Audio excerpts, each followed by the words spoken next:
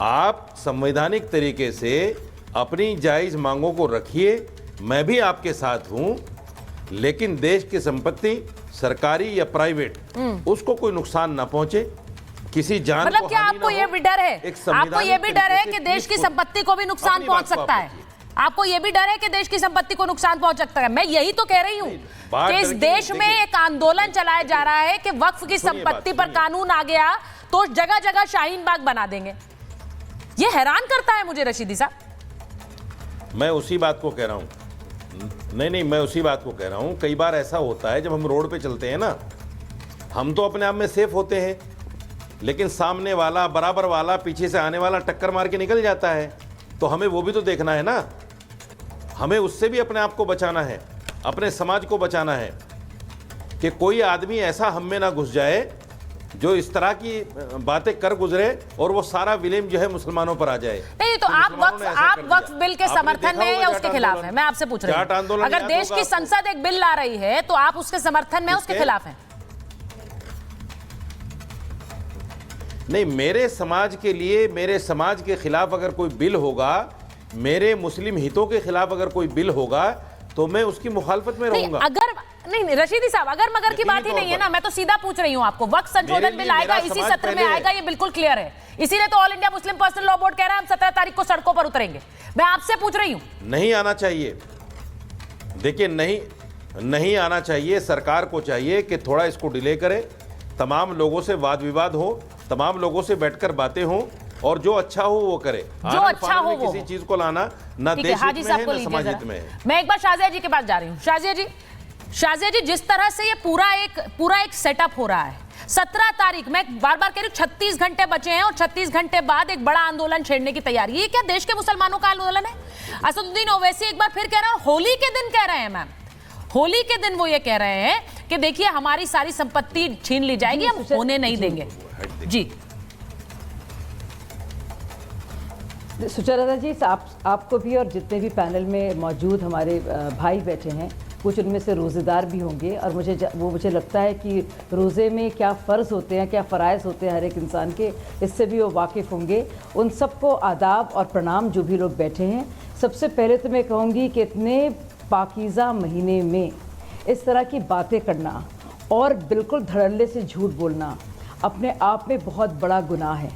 जो कुछ तरह की बातें ओवैसी जी कह रहे हैं, मुझे इससे साफ एतराज़ है, और मुझे लगता है कोई भी जो रोज़ेदार हो या गैर रोज़ेदार मुसलमान होगा या हिंदू होगा, उसको तकलीफ़ होगी। मैं क्यों बताती हूँ इस बात को? ओवैसी जी भी जानते हैं कि इतने सारे लिटिगेंट्स जो हैं, पिटिशनर्स हैं, मुसलमान हैं, जो वक्फ बोर्ड में जो कुछ चल रहा है ट्रिब्यूनल्स में, और जिस तरह से पूरी तरह से एक पूरा एक माफिया उस पर कहीं कहीं जगह पे काबिज़ है, उसके खिलाफ आवाज़ उठाना ज़रूरी है, और कई मुस्लिम पिटिशनर्स हैं। दूसरी ज़रूरी बात, इसको हिंदू मुस्लिम मामला बनाया जा रहा है। क्या टर्की के बारे में बताइए सुचरिता जी, क्या टर्की मुस्लिम देश है? क्या इजिप्ट मुस्लिम देश है? क्या सूडान मुस्लिम देश है? क्या जॉर्डन मुस्लिम देश है? क्या आप, और इन सारे देशों में वक्फ का कोई कॉन्सेप्ट नहीं है। तो ये कह देना कि वक्फ का मतलब कि में संशोधन की बात भी करना, जो ज़्यादतियाँ भी हैं उसकी बात भी करना, वो भी अपने आप में गलत है। तो आप देखिए किस किस हद तक ये झूठ बोला जा रहा है। और ओवैसी जी जानते हैं किसी भी मुसलमान की ना तो मस्जिद ना कोई कब्रे से छेड़छाड़ होगी, लेकिन इतना भद्दा मजाक कर रहे हैं ऐसे महीने में। मुझे यकीन नहीं आ रहा है कि क्या हो गया उनको, और ये बिल्कुल ही दंगा फसाद करने की कोशिश है। मुझे लगता है सख्त से सख्त कार्रवाई उनके खिलाफ होनी चाहिए। आपको याद होगा सुचरिता जी, शाहीन बाग में क्या हुआ? बिल्कुल, हर एक मुसलमान को लाया गया, बिल्कुल बेवकूफ बनाया गया, गुमराह किया गया। क्या कहा गया? नानी दादी ने, सुनी सुचरिता जी एक मिनट और, नानी दादी ज़ईफ माताओं को लाया गया, बिठाया गया, क्या कहकर कि तुम्हारा घर छीन लेंगे। झूठ बोला जा रहा है मुसलमानों से। ये मुसलमान अपने को कहते हैं, ये मुसलमानों के सबसे बड़े दुश्मन हैं। सोचिए, अभी भी झूठ बोल रहे हैं मुसलमानों से, और इस महीने में मुझे यकीन नहीं आ रहा है। और जो लोग इस वक्त मौजूद हैं, मुझे लगता है कि साजिद भाई भी हमारे रोज़ेदार होंगे, और कहीं उनसे पूछिए आप कि क्या इस महीने में जब आप रोज़ा रखते हैं, जब कितने आपके फ़राइज़ होते हैं, आपके लिए ज़रूरी है, इसमें भी आप झूठ बोलेंगे, इसमें भी इतनी ख़राब बात बोलेंगे और मुसलमानों के खिलाफ जाएंगे। आप क्या चाहते हैं? दंगे फसाद हो, बुरे हाल हो? तो ये मुझे लगता है देखिए पूरी तरह से शाजिया ओवैसी जी के खिलाफ कार्रवाई होनी अगर चाहिए। मुमताज जी जुड़ गए तो उन्हें लाइए ये स्क्रीन झूठ और भ्रम फैलाया जा रहा है। नहीं, मैं तो आज सीधे देश के मुसलमानों से पूछ रही हूँ, मौलाना से पूछ रही हूँ, इसीलिए मैं इसीलिए रशीदी साहब से पूछ रही हूँ, हाजी साहब से पूछ रही हूँ, मुमताज जी से पूछ रही हूँ, क्योंकि ये बार बार कहा जा रहा है कि देश के मुसलमानों के खिलाफ है। एक देश में एक बड़ा संकट, देखिए कल होली के दिन मैं उम्मीद कर रही थी होली के दिन जो भी बयान आएंगे वो बयान ऐसे होंगे जो बांटने वाले नहीं होंगे। बहुत दोनों तरफ से आ रहे थे शाजिया जी, लेकिन होली के दिन जो बयान आए उसमें भी ओवैसी साहब बोल रहे हैं कि देखिए हमारे मस्जिद, हमारे जो मजार हैं, हमारी जमीनें हैं वो छीन ली जाएंगी, हमारी पहचान जो है उसको खत्म करने की ये तैयारी है, होने मत देना। अब मैं ये पूछ रही हूँ कि कैसे खत्म पहचान हो रही है? खतरनाक बयान है, बेहद खतरनाक, बेहद खतरनाक बयान है ये आग लगाने वाले बयान है। ये मुसलमानों के साथ ये जो खेल कर रहे हैं, दंगे फसाद बनाने वाले बयान है ये।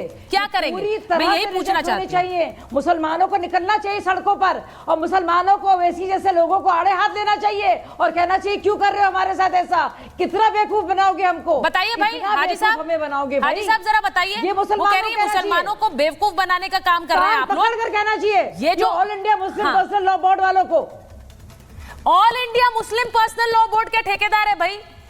मैं हाजी साहब से भी पूछ रही हूँ, रशीदी साहब से भी पूछ रही हूँ, वो कह रहे हैं हम सड़क पर उतर आएंगे, हम शाहीन बाग बना देंगे।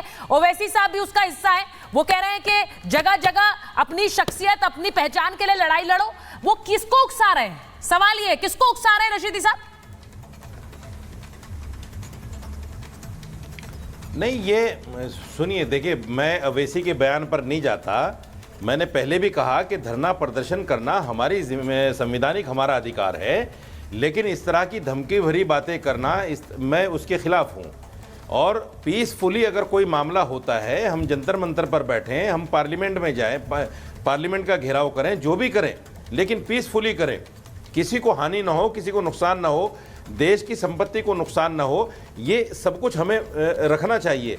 दूसरी बात ये है कि असदुद्दीन अवैसी साहब, सरकार इनके खिलाफ कार्रवाई क्यों नहीं करती?